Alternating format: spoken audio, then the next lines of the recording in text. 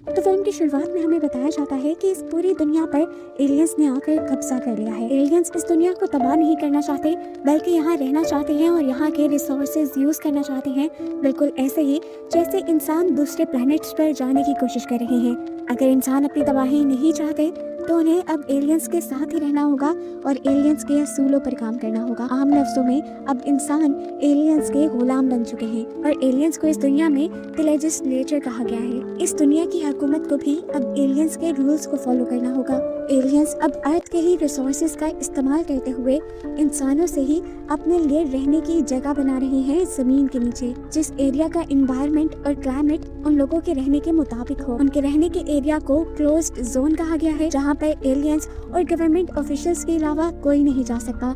Aliens इस जगह से बाहर नहीं निकलते और गवर्नमेंट ऑफिशियल्स भी मीटिंग करने के लिए वहीं जाते हैं। एलियंस ने इंसानों की हर एक्टिविटी को ट्रैक करने के लिए उनकी गर्दन में एक ट्रैकिंग डिवाइस भी लगाई है, जिसके अंदर उनका हर किस्म का बायोडेटा और क्रिमिनल रिकॉर्ड्स भी हैं। इसी दुनिया में रहते हुए जहां सारे गवर्नमेंट ऑफिशियल्स तक एलियंस की बात मान रहे हैं, एक ग्रुप ऐसा भी है जो एलियंस के खिलाफ लड़ना चाहता है। वो एलियंस के खिलाफ इस जंग को शुरू करना चाहता है ताकि बाकी लोग भी उनकी तरह एलियंस के खिलाफ लड़ें और एलियंस को दुनिया से बाहर निकाल दें। इस ग्रुप का नाम है द फिनिक्स और उसके लीडर रेफ को हम देखते हैं। रेफ ने एलियंस की बेस को डिस्ट्रॉय करने के लिए एक प्लान बनाया था और उसमें बहुत से लोगों को अपने साथ भी मिलाया था, लेकिन बदकिस्मती से उसका प्लान कामयाब न हो सका। एलियंस डिस्ट्रॉय नहीं हुए और वो खुद भी इस मिशन में मारा गया। इस टाइम हमें गैब्रियल को दिखाया जाता है, जो असल में रेफ का भाई था और रेफ के मरने के बाद वो एक डेटा रिकवरी सेंटर में काम करने लगा है। खैर, सीन कट होकर अब हम विलियम नाम के एक पुलिस ऑफिसर को देखते हैं जो भी एलियंस के लिए ही काम करता है। आज न्यूज़पेपर में उसने फिनिक्स का एक ऐड पढ़ा और वो जान गया कि ये फिनिक्स का यानी रेबल ग्रुप का कोई सीक्रेट मैसेज है, जिसका मतलब था कि पुराने हादसे में फिनिक्स के सभी लोग नहीं मारे गए थे। अभी भी कुछ रेबल्स जिंदा थे जो एलियंस के खिलाफ लड़ने के लिए अभी भी प्लानिंग कर रहे थे। पता चलता है कि विलियम रेफ और गैब्रियल के डैड का दोस्त था। वो हमेशा गैब्रियल से मिलता था। उसे लगता था कि गैब्रियल रेफ की वजह से कहीं ना कहीं उस रेबल ग्रुप से कनेक्टेड है और वो रेबल ग्रुप की इंफॉर्मेशन विलियम को देकर विलियम का मिशन सक्सेसफुल करवा सकता है रेबल ग्रुप को पकड़ने का, जिसके बाद विलियम को प्रमोशन मिल सकती है। लेकिन गैब्रियल ने आज तक रेफ के ग्रुप के साथ कोई कांटेक्ट नहीं रखा था और ना ही वो रखना चाहता था। वो अपनी सिंपल लाइफ जीना चाहता था, यहाँ तक कि वो विलियम की मदद के लिए भी उनसे कांटेक्ट नहीं करना चाहता था। गैब्रियल से मीटिंग के बाद विलियम अपनी दोस्त जेन से मिलने के लिए चाहता है, जिसका लिंक हर गवर्नमेंट ऑफिशियल के साथ था। वो उसके पास से कुछ इंफॉर्मेशन कलेक्ट करता है और फिर अपने ऑफिस में आकर ऑफिसर्स को बताता है कि मुझे लगता है अभी भी फिनिक्स ग्रुप अपना काम कर रहा है। वो किसी सीक्रेट मिशन की तैयारी में है, जिसके लिए उसके पास प्रूफ भी था। वो सिर्फ ये चाहता था कि वो आने वाले टेररिस्ट अटैक को रोक सके। उसकी बात कहीं ना कहीं ठीक भी थी, क्योंकि हमें दिखाया गया कि सच में फिनिक्स ग्रुप अंदर ही अंदर किसी मिशन को प्लान कर रहे थे और उसे एक्सिक्यूट करने के लिए एक साथ मिलने वाले थे। इस मिशन को स्टार्ट करने वाला रेफ था और रेफ को इस मिशन को स्टार्ट करने की हिम्मत उसके डैड से मिली थी। दिखाया जाता है कि 2019 में एलियंस ने मार्शल लॉ लगा दिया था। रेफ के डैड पुलिस ऑफिसर होने के बावजूद भी एलियन की ये गुलामी झेलने को तैयार नहीं थे, इसीलिए वो शहर के ऑपोजिट डायरेक्शन में गाड़ी चलाने की कोशिश करते हैं और इस जगह से भागने की ट्राई करते हैं। लेकिन एंड पे जब एक टनल में पहुंचते हैं तो आगे से एलियंस की तरफ से टनल बंद कर दी जाती है और रेफ के मॉम और डैड दोनों को मार दिया जाता है, जिसके बाद से रेफ और गैब्रियल बिल्कुल अकेले रह गए थे। सीन्स दोबारा प्रेजेंट में 2027 में शिफ्ट होते हैं, जहां आज भी विलियम गैब्रियल से मिलकर उसे रिक्वेस्ट कर रहा है कि तुम उस रेबल ग्रुप तक पहुंचने में मेरी मदद करो, इसके बदले मैं तुम्हें एक सेफ लाइफ दूंगा। गैब्रियल इस मर्तबा भी उसकी बात नहीं मानता तो विलियम उसके पास एक ट्रैकर लगा देता है, क्योंकि उसे अंदर ही अंदर शक था कि आज भी गैब्रियल उन रेबल्स से मिलता होगा।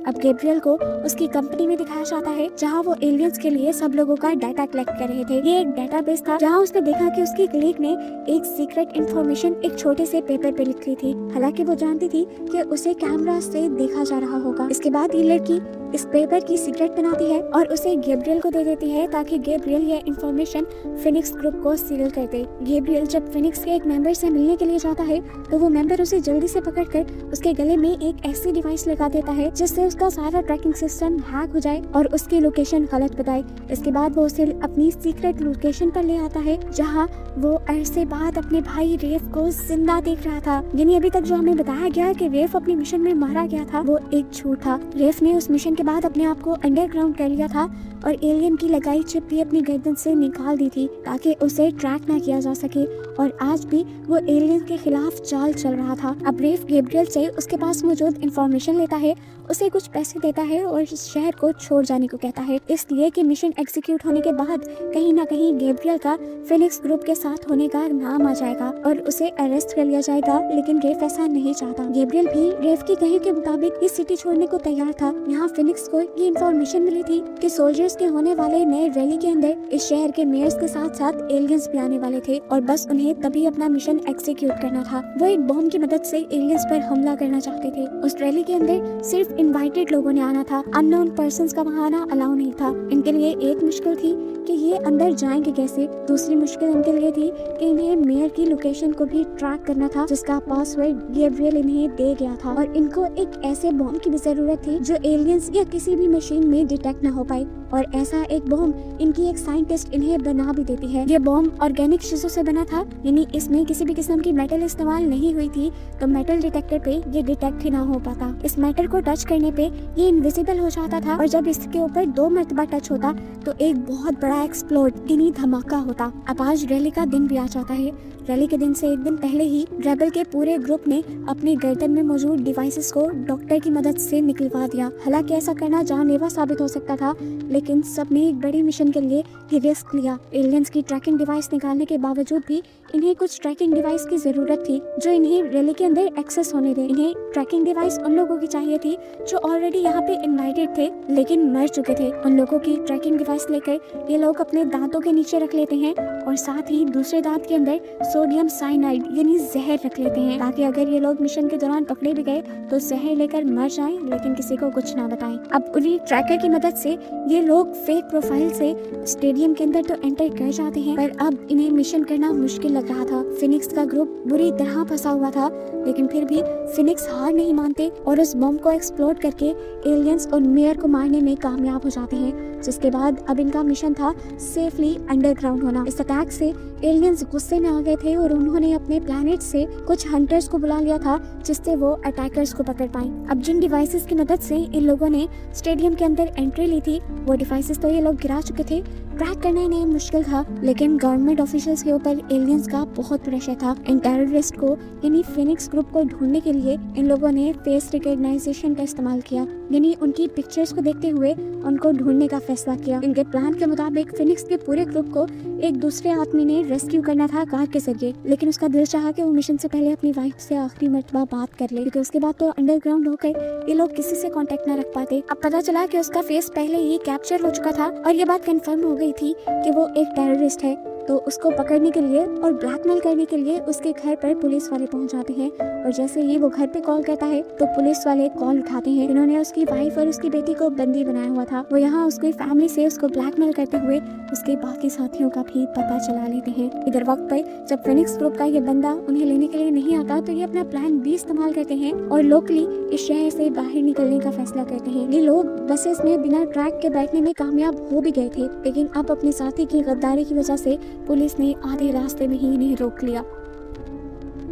एलियंस जल्दी से बस के अंदर आकर सबसे पहले इनकी पहली साथी का एनकाउंटर कर देते हैं, जबकि इससे पहले कि एलियन इनके दूसरे साथी को पकड़ पाते वो साइनाइड खाकर सुसाइड कर लेता है। रेफ भी सोडियम साइनाइड यानी जहर खाने ही वाला था, लेकिन उससे पहले ही विलियम ने उसे अरेस्ट कर लिया। विलियम ने रेफ को अरेस्ट करने के बाद उसे एलियंस के हवाले नहीं किया, बल्कि गैब्रियल को ब्लैकमेल करने के लिए अपने पास ही रख लिया। उसने गैब्रियल को बुलाया, रेफ को दिखाया और कहा कि अगर तुम मेरी मदद नहीं करोगे तो मैं तुम्हारे भाई रेफ को मार दूंगा। इसके बदले मुझे सिर्फ इतना चाहिए कि तुम फिनिक्स के बड़े मास्टरमाइंड को पकड़ो, उनसे कांटेक्ट करो, चाहे जिस तरह भी। गैब्रियल पूरी तरह उसकी ब्लैकमेलिंग में फंस चुका था। उसके कहने के मुताबिक वो फिनिक्स के ग्रुप को कांटेक्ट करता है, ये कहते हुए कि उसके पास इंपॉर्टेंट इन्फॉर्मेशन है। जब फिनिक्स के लोग उससे इन्फॉर्मेशन के बारे में पूछते हैं तो गैब्रियल इनसे कहता है कि मैं सिर्फ मास्टरमाइंड को ही ये इन्फॉर्मेशन शेयर करूंगा, क्योंकि उसको तो सिर्फ मास्टरमाइंड के बारे में जानना था। इस तरह गैब्रियल मास्टरमाइंड का एड्रेस जान लेता है और जब उसके घर जाता है तो हम देखते हैं कि मास्टरमाइंड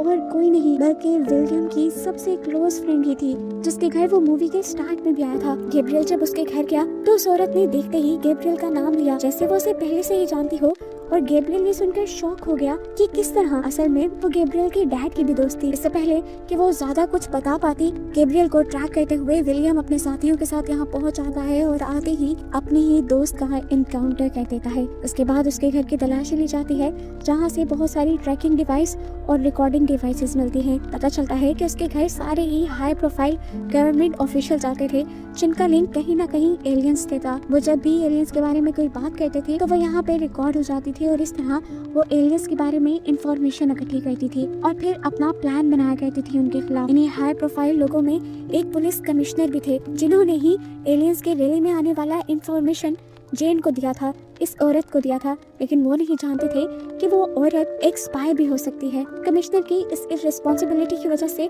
ना सिर्फ उसे नौकरी से निकाल दिया जाता है बल्कि उसे अरेस्ट भी कर लिया जाता है और विलियम ने जहां रेफ को पकड़ा था उसको भी जेल हो जाती है। विलियम के काम से खुश होकर विलियम को प्रमोट करके कमिश्नर बना देते हैं। रेफ और कमिश्नर को एलियन स्पेसशिप की मदद से एलियन प्लैनेट भेज दिया गया था, जिसकी वजह से गैब्रियल बहुत ज्यादा उदास था। विलियम अपनी एलियंस के पास रिपोर्टिंग से पहले एक मर्तबा गैब्रियल से मिलने आया जो बहुत उदास था। गैब्रियल उसे बताता है कि मेरे भाई का मिशन एक और मर्तबा फेल हो गया, जिस पर विलियम उसे सहारा देते हुए कहता है क्या पता मिशन का फेल हो जाना ही कोई प्लान हो। ये कहते हुए वो गैब्रियल को एक चिप दे देता है और यहाँ पर एक बहुत बड़ा ट्विस्ट रिवील होता है कि विलियम भी इसी सारे मिशन का हिस्सा था। जेन जिसे मारा गया था वो गैब्रियल की मॉम के साथ एक क्लिक थी। ये वीडियो गैब्रियल के बेबी शॉवर का था, जिसमें विलियम और विलियम के डैड के सारे दोस्त थे और ये सभी के सभी लोगों ने मिलकर असल में फिनिक्स ग्रुप बनाया था। गैब्रियल के डैड समेत इस वीडियो का कोई भी इंसान एलियन की गुलामी नहीं करना चाहता था, इसीलिए इन्होंने इतने बड़े लेवल पे प्लानिंग की थी। इसी वीडियो के लास्ट में गैब्रियल को कहा जाता है कि तुम्हें भी ये फाइट कंटिन्यू रखनी है और लोगों को अपने लिए मोटिवेट करना है। मूवी दोबारा प्रेजेंट में यानी 2027 में आती है, जब विलियम एलियन सिविलाइजेशन के अंदर अपनी फर्स्ट रिपोर्टिंग एलियन को देने के लिए जा रहा है और इस टाइम उसकी पूरी बॉडी पर वही इनविजिबल लिक्विड है जो किसी बॉम्ब की तरह एक्सप्लोड हो जाता है। मतलब ये कि सारी प्लानिंग ही यही थी, पहला मिशन फेल हो जाए, विलियम को प्रमोशन मिल जाए, जिसके बाद विलियम एलियन सिविलाइजेशन के अंदर जाकर पूरी एलियन सिविलाइजेशन को ही तबाह कर दे। और यहाँ एक मजेदार ट्विस्ट ये था कि इस पूरी मूवी में मास्टरमाइंड कोई और नहीं बल्कि विलियम खुद था, जिसे हमेशा फिनिक्स के खिलाफ दिखाया गया और इसके बारे में चेन के अलावा किसी को भी कुछ पता नहीं था। अब विलियम के क्लोज जोन यानी एलियन सिविलाइजेशन में जाते ही वो एलियन सिविलाइजेशन एक्सप्लोड हो जाती है, वहाँ धमाका हो जाता है और वो एलियन सिविलाइजेशन तबाह हो जाती है। इसके तबाह होने के बाद एलियंस को डर लग जाता है, क्योंकि अब फिनिक्स ग्रुप के अलावा भी पूरी दुनिया में नए नए ग्रुप्स उभर आए थे जिन्होंने एलियंस के खिलाफ ये छोटी छोटी जंग शुरू कर दी थी और लोगों ने अब एलियंस से अपना हक लेना वापस शुरू कर दिया था। और बस यही दिखाते हुए ये मूवी यहाँ खत्म हो जाती है।